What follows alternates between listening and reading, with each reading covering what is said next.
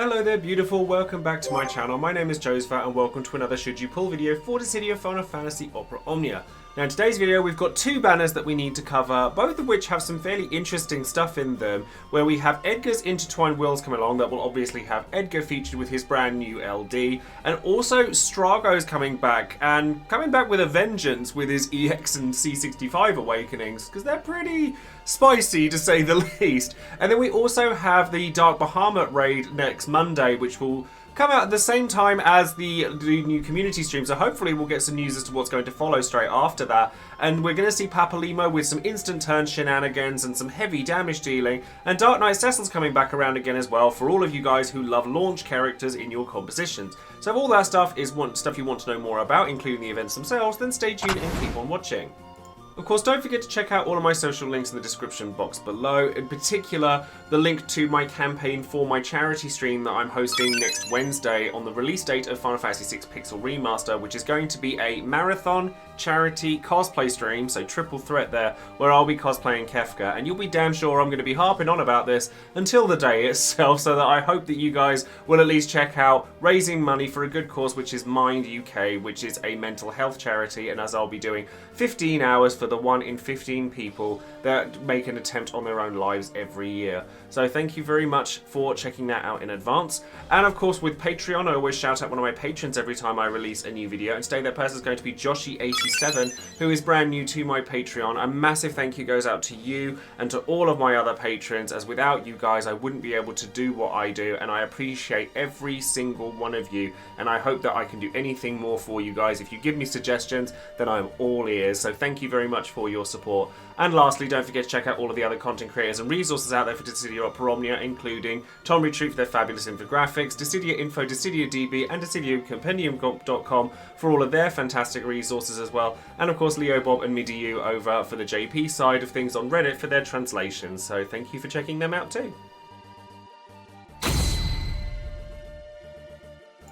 Okay, so let's start by taking a look at the banners that we have presented to us here. So the first one we're going to see is going to be Edgar's Intertwined Wills, which is in the UK, going to be happening this Thursday, Wednesday night for those on the other side of the world. And it's going to contain another chance at Locke's BT, Edgar's brand new LD and the rest of his kit, a returning to Strago's LD and obviously the rest of his kit, and then 9EX because reasons. Now, Strago gets quite a lot out of his C65 and his EX, so he doesn't actually get a huge amount of like reworks or his LD getting changed up or anything, but quite frankly he doesn't really need to. So with his C65 he adds his attack up by 45%, it gives him more Brave Cap, and it gives him more Brave Overflow, which doesn't sound like much, but given that it's a skill that you're likely to use anyway, certainly at the beginning of a fight so you can set Solar Thamasa up and get the dual cast and all of his stuff, you are actually likely to use this fairly frequently. Now Saber Soul gets 4 HP dumps added to it, which, sure, that doesn't sound like a huge amount on its own, until you remember that he casts it twice as long as he has Solar Thamasa up.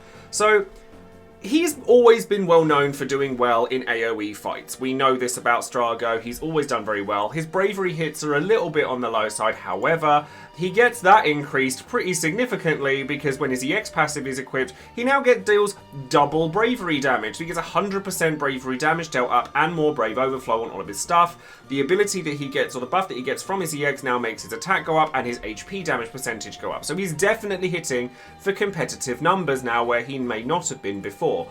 But of course, with Saber Soul dealing 8 HP damage attacks, it's a lot of damage. Now Strago is one that's always kind of sailed under the radar, at least on his first release, and ever since then people have always been quite excited to see what he's going to do next. And with his C90, he certainly doesn't disappoint. If you're looking for an AoE damage dealer that could make use of an Ultima weapon well as well, because having HP caps on top of him when he's dealing this much damage is gonna really pay dividends in the end. So he's just gonna be going off and damage and damage and damage and damage, whilst also having Rebreak in his kit thanks to his LD. His EX also now gives him a free skill after he uses it as well, which is fantastic because he already gets a free skill off of his LD. So his longevity and him being able to use his Quasars, his Brave 2 Deaths, all of that stuff is just going to be able to continuously use these brand new skills and or just being able to make sure he can get back to his EX, which is the bit you want from him in the first place. So he's going to be hitting very, very hard. Now, Edgar Edgar gets quite a lot from his rework as well as his C90, but his rework actually changes him a fair amount. So Edgar gets multiple HP dumps added onto his existing kit, which is already very good, but drill being melee and auto crossbow being ranged is now going to be relevant to his kit thanks to his LD. His EX also now does 5 brave HP attacks instead of like the couple it had before, and it was a defense ignoring one. It was actually one of the first attacks that had defense ignoring his kit.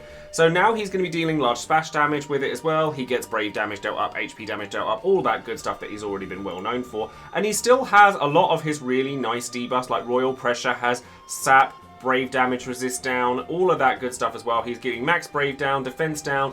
He's always been very good at his debuffs. So debuff attack up his C65 will make it so that he deals more damage in general. Typical stuff, but it's all good. And then his LD gives him another new attack, very similar to how Lena's works, where it'll give him an alternate version of their HP plus, and it'll add uses onto it. So if you use Royal Shock, it will give you Bioblaster, 2 uses, and then you can go beyond the 2. You don't have to use the Bioblasters before you use Royal Pressure again. It'll add the 2 on there. So it's going to be a 5 HP brave HP attack, because you should only ever really look at the plus versions of his attacks, because you will always have Royal Pressure on your enemies unless they're immune to it for whatever reason. Again, ignores defense. Very, very nice. We appreciate that very much. And it gives him Debilitator. So Debilitator is typical brave HP ups, but it also inflicts weak onto the enemies as well. So what weak does is whenever they receive bravery damage from Edgar, depending on what kind of damage he's dealing, it's going to make them weak to that particular weapon type. So not elemental, weapon type.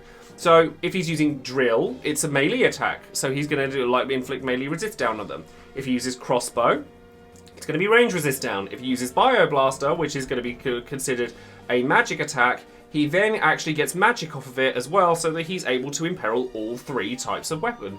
And Bioblaster also ignores defense, 100% AoE damage 3 times. It hits hard. It's definitely a lot better than it used to be, and you get poison off of it as well, and Royal Pressure inflicts off of literally everything that he does, so he's almost always going to be using the plus versions of his attacks. So it's all good stuff. Like, it's definitely a lot better than he used to be. Is he going to be the hardest hitting character in the world? No. And are there aspects of his character that we can replace with other characters? Absolutely. Certainly with call abilities. If you've been collecting decent call abilities, you can inflict any of these particular like imperils with whoever you happen to have access to. Hope, and obviously having access to magic. We've got plenty of melee resist down in the form of Auron, and a lot of people pulled for Auron. Range resist down, Fran obviously deals with that, and I believe Irvin does as well, but obviously they're not all compacted into one character.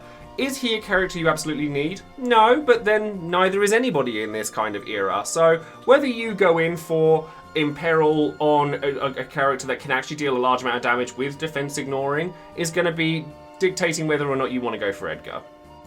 So now let's take a quick look at the other banner that we'll be expecting for next week, which is going to be with the Dark Bahamut raid, and it's going to contain Papalymo, his brand new LD, the rest of his kit, the return of Dark Knight Cecil and his kit, and then also going to be another shot at getting Locks BT, although I am wondering, considering that the community stream is released the same day as this, even though if I don't have Lock BT and I still fancy tokening it, I'm probably going to wait until after the community stream has happened before I decide to do so.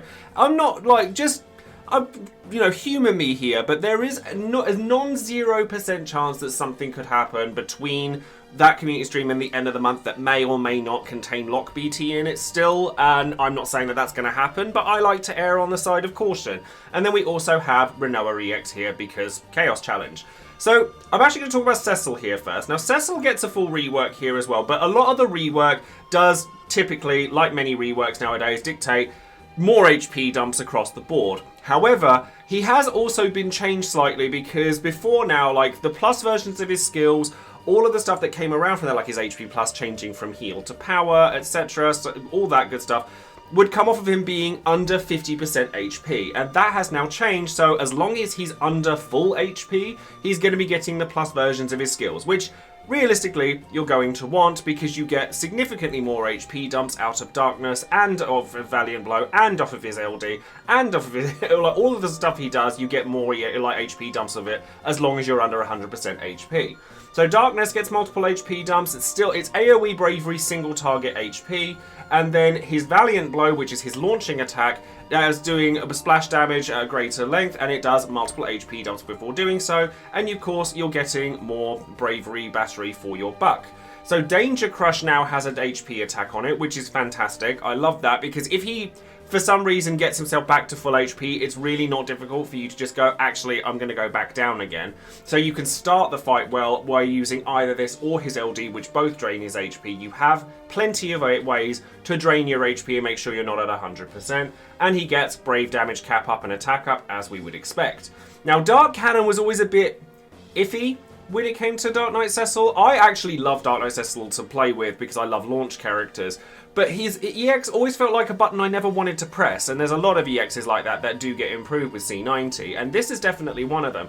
For starters, it gets its recast rate increased by 30%, so it's going to be more used more often. It's now dealing significantly more HP dumps across the board, so you're getting more of that, and you're still recovering uses of both of his other skills. You're still getting all the splash damage, you're still getting Dark Imperil, all of that good stuff, and he also now has a Dark Enchanted attached to what he gets from this as well. It's all good stuff. So when it comes to his like his LD board and his EX and all of that good stuff, you're getting loads of HP dumps, loads of launching, loads of free skills. As long as he's got his buffs from his stuff, he gets HP and bravery damage percentages up. All of that stuff that we're kind of used to seeing right now. And then his LD actually gets his LD board at last, which then makes it so that that's dealing more HP hits as well. But we're also going to give him Dark Enchant, more HP damage up, and more weakness bravery damage. So, I mean, I've always enjoyed Dark Knight Cecil. Whether I continue to use him a great deal going forward, I'm not sure. However, I do want to give a special mention to his call abilities. Now, his Soul Eater call ability inflicts the debuff that we're used to getting from it, which is one that we used a lot back in the day when it was Kais, Cloud, and him as our launch teams. But it's because it's HP resist down 20% and sap, which alongside with dark resistance down is quite nice, but it's not enough on its own to really make it so stand out alongside things like Kurosame. However, you're getting all delay by 1 turn, which is kind of nice on top of that. And let's not forget that his regular call ability is a launching battery attack as well. So it's quite a nice package in and of itself that with just Dark Knight Cecil's call abilities, you get HP resist down, launch, and delay, and an imperil, which, alright, you're probably not going to get much use out of the imperil, but the rest of it's all good. And then finally we have Papalymo to talk about. Now Papalymo gets a rework here to his basic skills, which does the typical kinds of things where you're getting more HP dumps and Brave Overflow limits and all of that good stuff from his Astral Fire and Umbral Ice. But it's his EX rework and his LD that really kind of allow him to come into his own, because he emulates Black Mages from Final Fantasy XIV actually very well, because you are forced a little more to switch between the two on the regular in order for you to really capitalise and stuff. Basically because if you go from Astral Fire to Umbral Ice Plus, it's a whole new HP dump you get out of it. But realistically, it's not his base skills that you want to be looking at. So when it comes to Papalymo's EX, you get Fire 4 or Blizzard 4, depending on whether you're in Fire mode or Ice mode. So Polyglot was what you got from this with just his EX previously, which gave him some minor attacking buffs, all that good stuff, and then you'd get access to Foul, which was a AoE 100% attack that also gave you a free skill on the next use.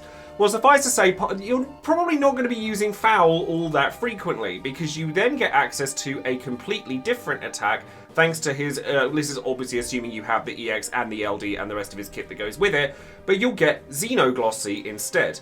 Now, Xenoglossy, as long as you have a stack of Polyglot, is a 4 HP dumping attack that consumes a stack of Polyglot and has instant turn rate and doesn't increase turn count. Now, the other thing with Polyglot is with his EX enhancement, so his C90, you can now have 2 stacks of this. And bear in mind, his EX is also instant turn rate. So you can see where I'm going with where, like, Papalymo's wanting you to go. It's just instant turns, really hard-hitting moves. And that is going to come off of either Blizzard 4 or Fire 4. You just get different buffs depending on which one you're using. Now, Despair, which is his LD, gives him Enochian, which if you've played Final Fantasy XIV, you'll know very well. But, funnily enough, it's not actually a thing so much nowadays within Walker. But instead of you having to buff yourself and only rely on the EX in order to get Polyglot, bear in mind you have 2 stacks of it now rather than just 1, every time a turn passes, whether it's yours or your opponent's, you'll get a stack of Enochian. And then once that hits 10, it will then empty itself and you'll get a stack of Polyglot so that you can have a use of Xenoglossy or Foul instead.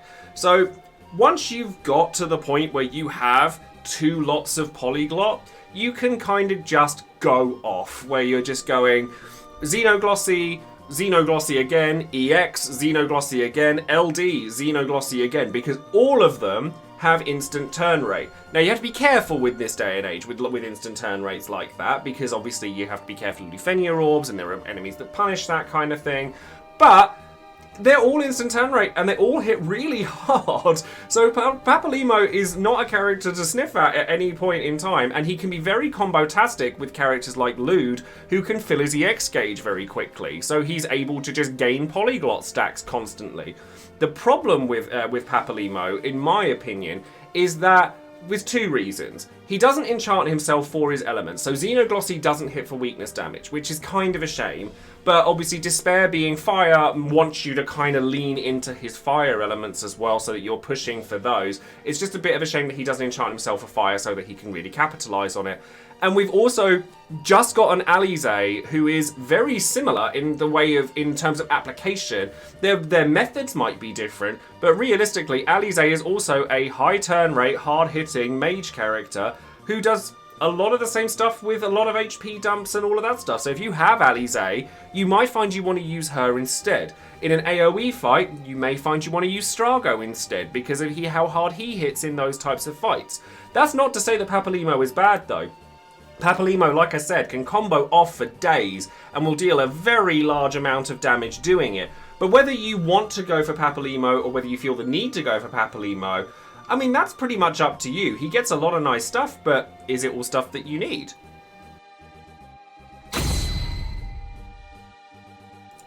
So now let's take a look at the events that are going to coincide with these particular banners, and neither of these are hugely challenging if you've been keeping up with characters going forward. They were particularly challenging in JP, and Garnet could be taken to either one of these if you really wanted to make it even easier for yourself. So we'll start with Edgar's Intertwined Wheels, which is going to have the Guardian bots, so they're like the standing Gatling gun machines. And their Lufenia Orb is not an instant kill for a start, but it is still pretty nasty if you let it go off. Asks you to deal damage to them while they are weak to melee, ranged, and magic. So obviously Edgar eventually covers all 3 of these with his Bioblasters, etc.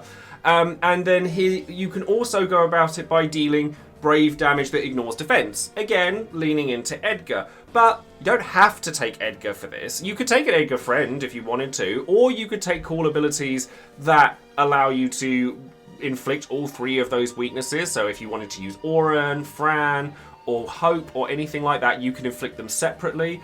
Or you can just use Lock and make it so your entire party ignores defense so that you're able to keep the orb up that way.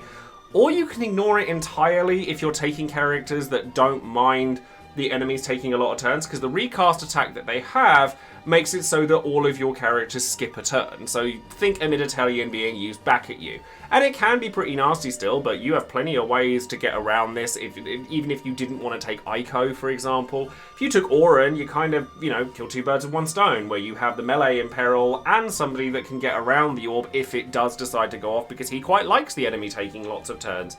They do inflict some nasty debuffs, so if you have access to Lena, then she's also an option. But if you took somebody like Noctis and then, Noctis and Locke, you could make it so that they never got a turn in the first place. So there's lots of ways around this one. And then with Papalymo, it's the Dark Bahamut raid. So Dark Bahamut is a character that we've fought plenty of times before, likes to use Mega Flare, likes to use lots of nasty things, particularly when you summon. Now the orb on this one is a little bit different. This one is an instant kill, and it comes off of him focusing ready to use Mega Flare, at which point he will change the mannequin that is accompanying him, which obviously you don't want to get turns because they're all going to support him. And he'll also power up for Mega Flare, which is going to deal a hell of a lot of damage.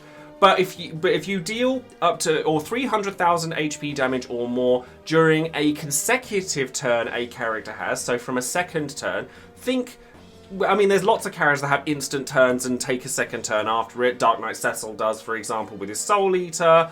Papalymo obviously does with practically everything, but it's not restricted to those two. If you wanted to take Locke again, obviously being the BT character of the week, he can use his Miracle Shoes and then do some nasty damage. If you want to use Machina, you can use either his Spinning Slash or his Awakening, then do his HP Attack Plus. Anyone that has an instant turn will fulfill this orb quite nicely. I've mentioned Noctis before, because while Dark Bahamut is charging his Mega Flare, he frames his turns and he makes it so you can't do anything about it. Doesn't stop you from taking lots of turns though, so you can just punish him by just using Noctis with Steel Pirouette, give Warp Step to everybody, and then he isn't going to get a chance either side. So there's lots of ways for you to kind of get around various different methods of both of these orbs in fun ways that may want to challenge yourself, but if you want to just a nice easy ride, then these are fairly simple Lufenia pluses for you to tackle.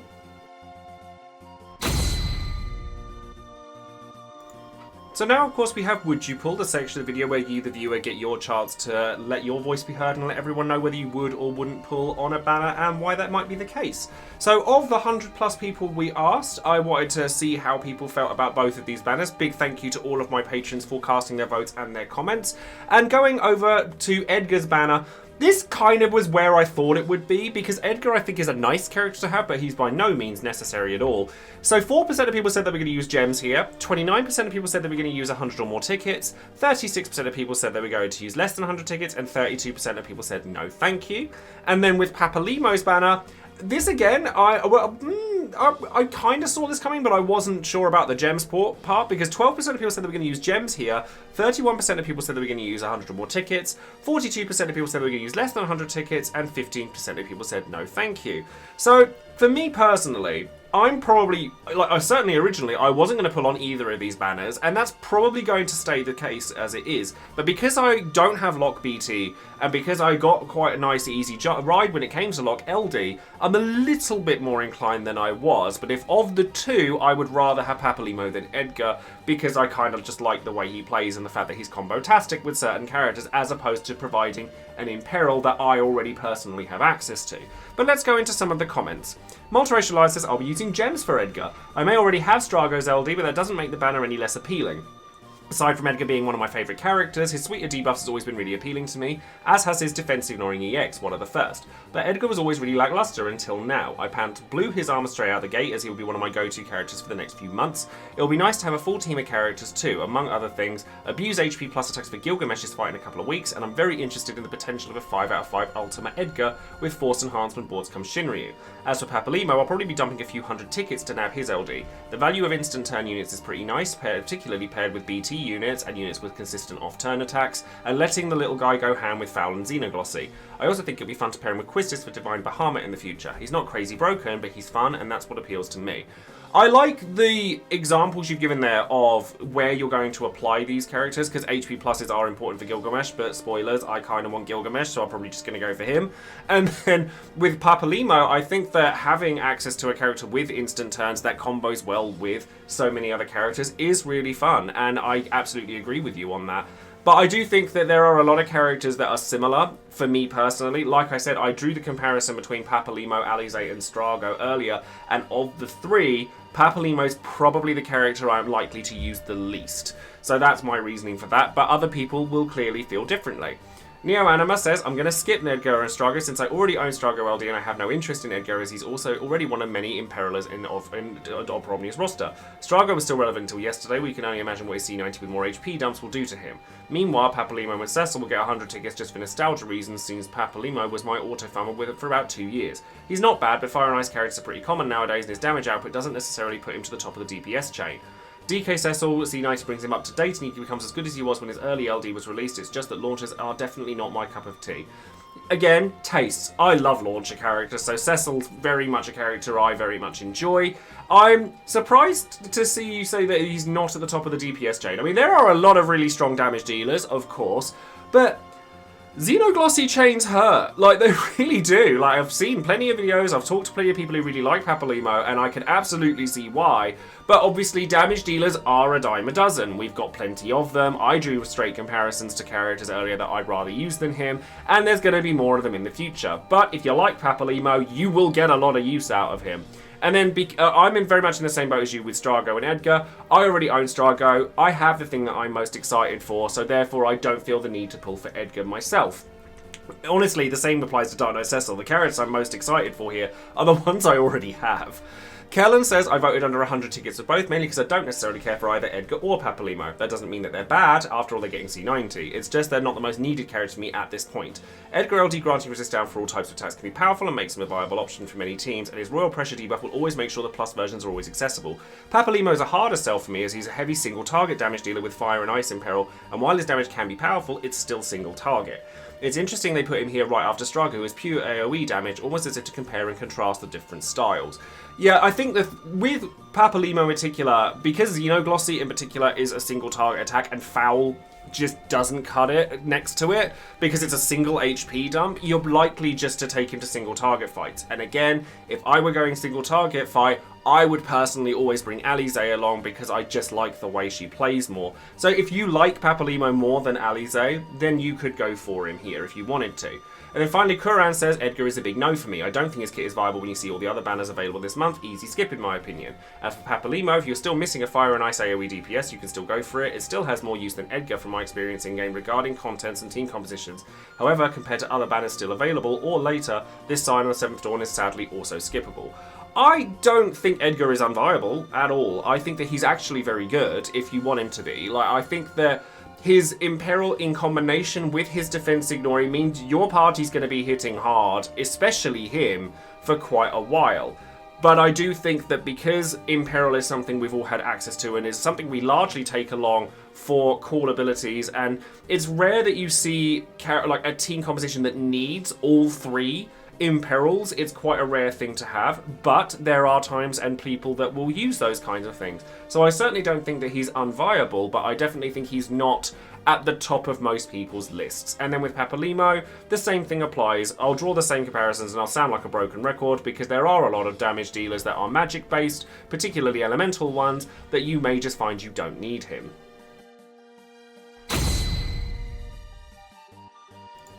So now let's ask the big question, should you be pulling for any of the characters featured on these banners? From a personal standpoint, like I said earlier, I was originally going to skip all of this, particularly because I already have Strago and Dark Knight Cecil, but because Lock BT is still a thing, I'm not opposed to throwing some tickets at maybe one of these banners, and if I'm going to pick one of them, chances are it's going to be Papalymo, purely because I think he's a lot more enjoyable to play than Edgar. But my mind can be changed. I'm not sure if I probably will pull for either of these. I may just token Lock BT and be done with it once the batch is finished. But we have free pulls, of course. I think that Strago is fantastic and has been since he was released. He has been consistent, he does a lot of damage, and now his EX does 8 HP dumps alongside his C65 being upgraded to give him Brave cap ups, and his damage, like his potencies and all of that, just being absolutely increased through the heavens, does a lot of work for Strago. His skills, like Quasar, doesn't do quite as much damage as it once did, but it's still a double hitting AoE Brave HP with 100% AoE damage. His LD still has double re-breaks on it and hits pretty hard, but it's his EX now that the real meat of his damage is going to come from, and him getting free skills off of his EX and his LD means he's going to be able to do that more frequently. But he is still a damage dealer, and he's very much restricted to AoE fights. You're certainly not going to bring Strago to a single target fight at the very least. And because we've had units like Garnet, Alisaie, Eiko, etc., Vivi, all come around very quickly, we're getting a bit overloaded with AoE mages. And then Edgar does open up some very interesting team compositions, and because he has defense ignoring in his kit just across the board, he has a lot of use going forward if you like him, and having debuffs, defense ignoring with a decent number of HP dumps alongside the debilitate debuff that makes them so that they're weak to everything does open up a lot of possibilities. And then Dark Knight Cecil, also, like, fulfills a slightly different niche to the others, but he's still really good. And the fact that he gets multiple HP dumps across the board, his EX is now actually usable, his LD, actually very good still, delay, like free turn shenanigans, and makes for a really strong cool ability. And Papalymo, if you get him in the right situation, he can go off. Like, he only has 4 HP dumps in Xenoglossy, which is his biggest attack, and it doesn't benefit from his Imperil, which really annoys me a little bit, because it's a big Imperil enchant is a big part of his kit, and he can't benefit from it with his biggest attack. But if you get him going with the right characters, he gets so many instant turns with so many HP dumps and all at once that it adds up quick.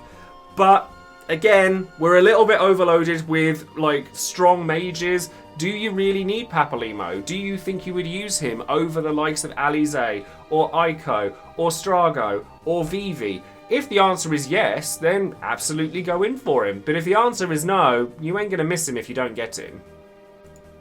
So that's going to be all for today's video. Thank you all very much for joining me today. And don't forget once again to check out my charity drive in the link in the description box below. It would mean the absolute world to me if we could get some good support for that, as it really is a charity that's close to my heart and I've actually depended on in the past, and I'm sure it could help a lot of people going forward.